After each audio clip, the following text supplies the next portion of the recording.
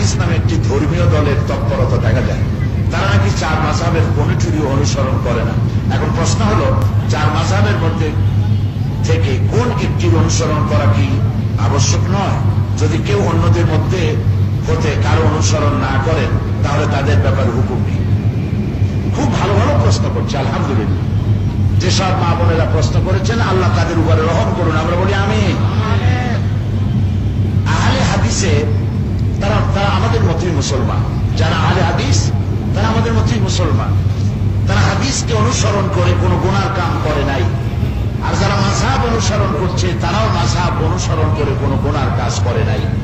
আহলে হাদিসের অনুসরণ করে যারা নামাজ, রোজা ইত্যাদি ঈমান আকীদা যেভাবে পোষণ করছে ওটা সবটাই ঠিক আছে।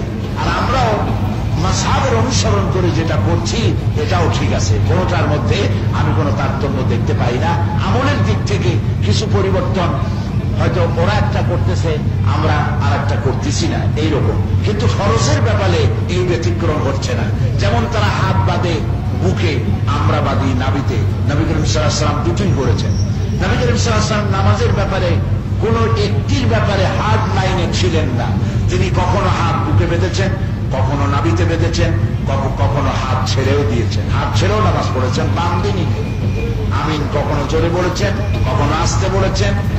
সুতরাং আহলে হাদিস ভাইরা যারা করছেন এ সবটা হাদিস সম্মত, একটাও হাদিসের বাইরে নয়।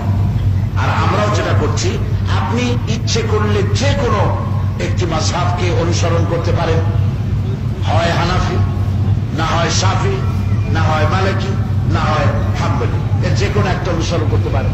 আর এই চারটার একটাও যদি পছন্দ না হয়, না করেন, যদি আপনি শুধু হাদিস এবং কোরআন অনুসরণ করেন তাও আপনার শরীয়ত মানা হবে না, এমন কথা কোন বিজ্ঞ, কোন মুহাক্কিক আলিম